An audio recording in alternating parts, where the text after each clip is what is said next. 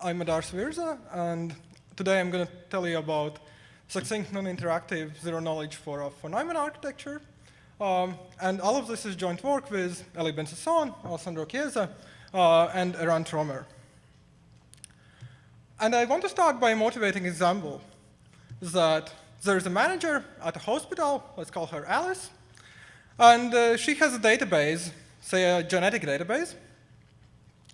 And there is a researcher, let's call him Bob, and he has a program A and an input X.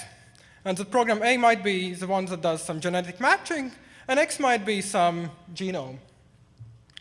And the researcher very much would like to know what happens if he evaluates his program on X and Alice's database DB.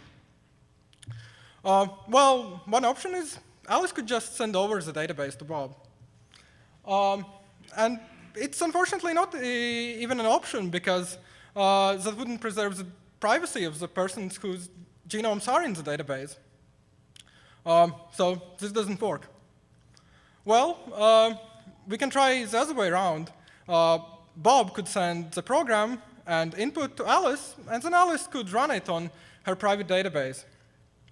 And claim, well, I run it, and there is an output, that's Z. But then there is the question of verifiability. Bob has never seen the database. He doesn't know what's inside. How can he be convinced that Alice runs the program correctly? Well, this is a crypto session. So one approach to this is using a cryptographic proof. So Alice would generate a cryptographic proof, attach it to her output, and send it over. A proof of what statement? A proof of statements that there is a database such that output is correct, as Alice claims. Well, there is also technicality. This is not actually what Bob wants to do, as any database doesn't cut it. He wants Alice's database. Well, but Alice could just publish the hash beforehand or commitment, and then Bob would extend his program to check it. But this is just an example, and in general, it could be any program, any private input, not necessarily genetic one, and proof for existence of such private input. That makes program accept. And typically, those two parties are called the prover and the verifier. And what are the properties we want from their interaction? Well, first of all, we want it to be a proof system, that true statements have proofs and false statements do not. We also want this to be zero knowledge, that proof doesn't leak anything more than just the fact that claimed output is the correct one. Another property we want is non-interactivity. We do not want the prover and verifier to interact many times. We want the proof to be just one string that verifier can send to anybody else to verify. We also want this to be succinct. Proofs are easy to verify and short, so that, for example, proof can be attached to a paper submission. And there is also a technical property I'm not going to talk about today, proof of knowledge, that Alex actually knows such witness, but yeah. Actually, another technicality is that you cannot achieve this with a proof system. You have to relax this to computational soundness, and then it's called argument.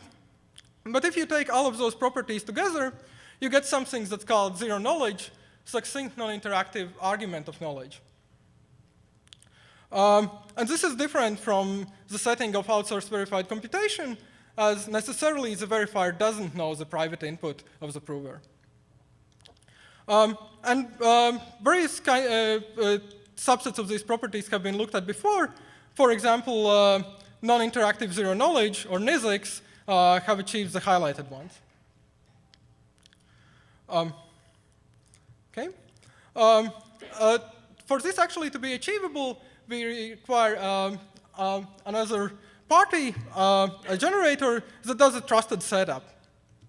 So there's a generator, he works only once, and creates a common reference string consisting of a proving key and verification key. This needs to be done in a trusted way, but then the generator goes away. And after that, the prover and verifier use the respective keys. and they can do it many times.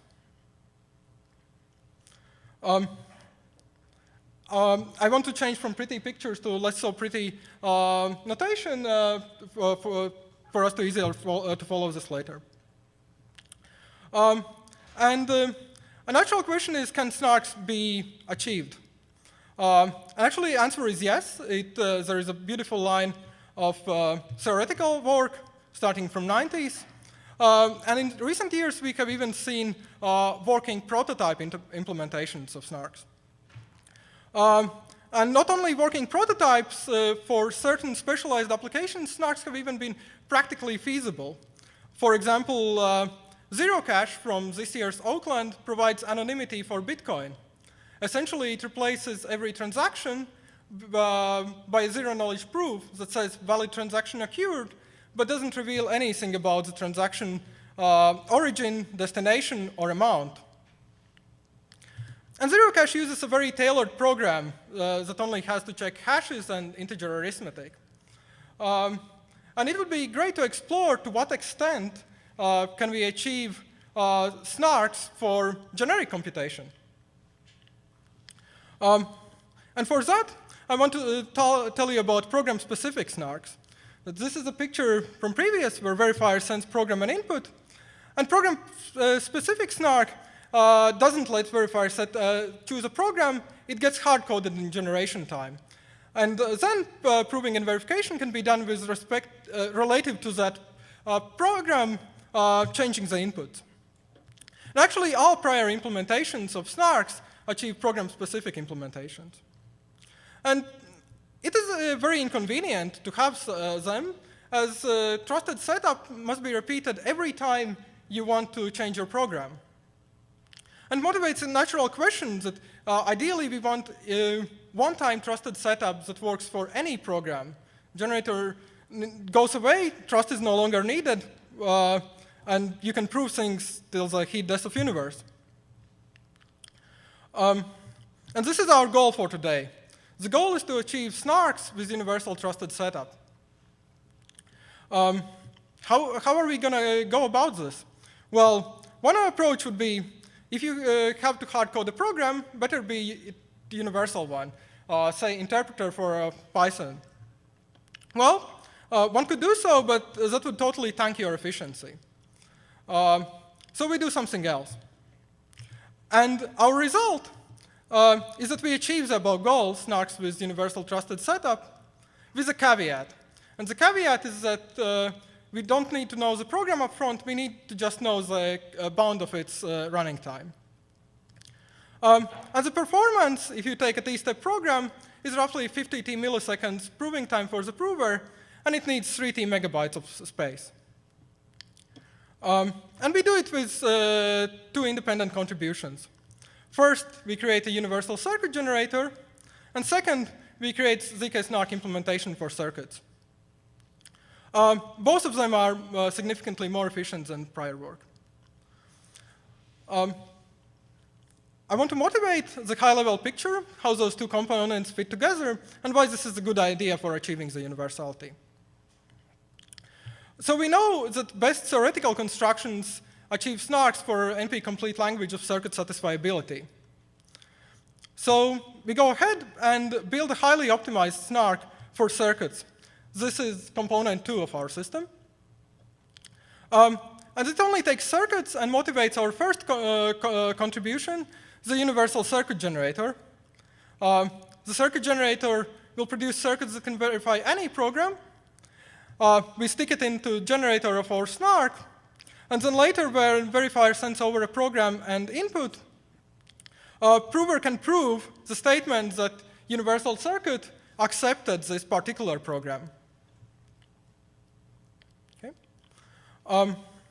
And this is our system. Let me tell you about the first component of it, the universal circuit generator.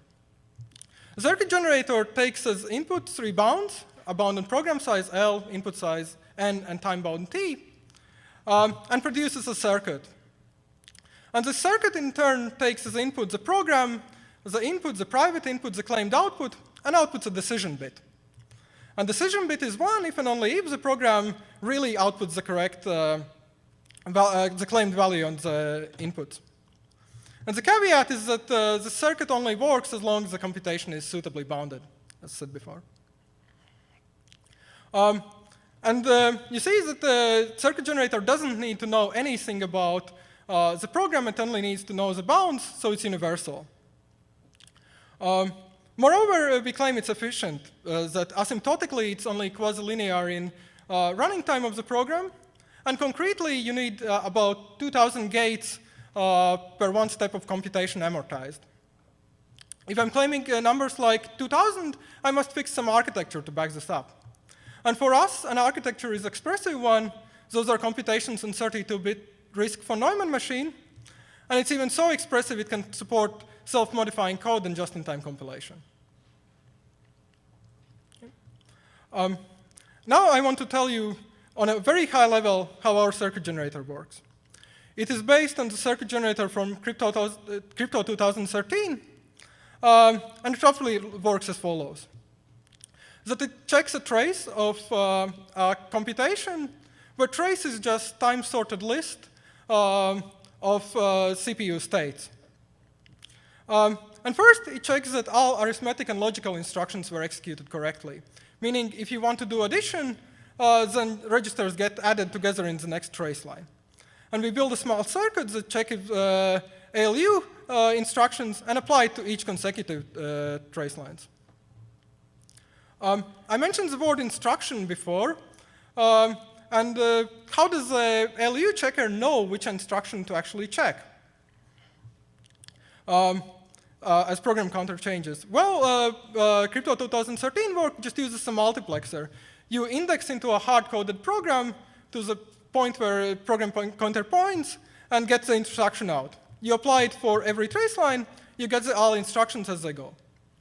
Well, this works, but it's highly inefficient, meaning you pay for entire size of the program at every single computation step. Instead, what we do is we perform instruction fetch using non-deterministic routing techniques. We place program on the slides that would be on the right side, and then from each trace line, we trace a path to the instruction in the program. This routing network might look scary, but it has excellent asymptotics and excellent constants. That takes care of instruction fetch, and even the same routing network is the one that we are using to check memory. We just augment the program with the entire contents of memory, the entire address space, and then check read-write instructions using the same. So on a very high level, that's roughly how our circuit generator works. And I want to compare it against prior work, and first against the circuit generator of Crypto 2013. Here I have three graphs. The leftmost two ones are amortized costs per time step of the two circuit generators. And the rightmost graph is just a ratio between amortized costs. And as you can see, I have highlighted various subcomponents, but the total seems to be roughly equal when the program size is small. You pay about the same. However, if you want to support larger programs, and this animates like this, then you quickly, the entire size of the circuit is dominated by instruction fetches. As in our work, we only pay a logarithmic cost. And actually, in fact, improvement of our circuit generator grows without bound. So that's a comparison with Crypto 2013. There is an alternative approach that's called program analysis. It has been extensively used in multi-party computation applications. And it roughly works like this, that you dissect program into subcomponents, say loops and branches, and for every single subcomponent, you go and emit the corresponding circuit. Say your program does comparison, you emit a comparison circuit. How to compare? First, it doesn't really compare because it's not universal. You must know program up front for there to be something to analyze. Well, maybe you're willing to surrender the goal of universality and just care about efficiency. And then efficiency turns out to vary from program to program, and essentially the only way to know what would a t-step program take as a circuit is to run the circuit generator itself. And we expect, and we find, that program analysis techniques are very efficient for circuit-like programs like matrix multiplication, but less so for memory-intensive programs. So I told you about our circuit generator, roughly how it works, how it compares. And I want to move on to our second contribution, which is Snark implementation for circuits. And on a high level, we base our theoretical roots in protocol of Parno et al. From Oakland 2013. And when we do our implementation, at every level of the stack, starting from finite fields and elliptic curves, we make tailored choices in order to optimize efficiency. And what we get is that if you fix a circuit of million gates and 1,000-bit input, then those are the times taken by generator, proven, and verifier. And roughly, we are 5 times more efficient in the prover and 2 times more efficient in the verifier. Previous talk mentioned improvements over Pinocchio, so this works for any circuit and is not tailored to computation at hand. So we have released our Snark implementation as an open source one. It's called libsnark. You can go and check it out on GitHub. And it has already had practical impact.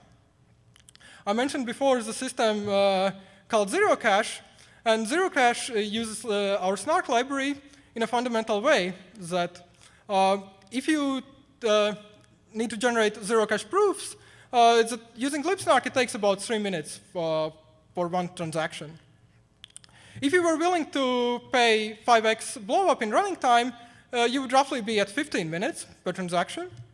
But that would be well beyond the block creation interval for Bitcoin, which is set at 10 minutes. So using a different Snark implementation wouldn't be possible for zk-SNARKs. I want to sum up. And first, what we achieve in our paper is universality. It is possible to create keys once and for all, that any computation be verified in zero knowledge. If you don't want to pay for universality, you can use only our second component, libsnark, which is the fastest zk-SNARK for circuits. And we are actively looking for applications. So if you have any cool applications in mind, please come talk to us after the talk. Thank you.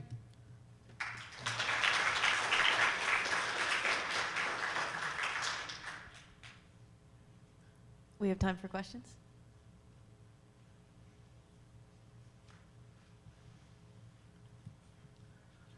Thomas Schneider, TU Darmstadt. You said when using circuits, you cannot have universality. Did you look at universal circuit constructions and compare with your approach? So we didn't find, so it has been known in theoretical literature before that universal circuits are possible as all those computational models are reducible to each other. But we looked at all constructions were indirect. You first go from RAM programs to, say, Turing machines, and you go from Turing machines to circuits, and therefore it would be inefficient if implemented like that. So this is what we found. Okay, so you looked at specific applications that have small Turing programs and not at circuits, because the transition from circuits to universal circuits is reasonably efficient. It's only a logarithmic overhead in size. So we didn't want to pay the two conversions, first from RAM machines to specific circuits and then from circuits to universal circuits. Okay. So we went for a direct construction. Okay, thanks. There are no more questions. Let's thank the speaker again.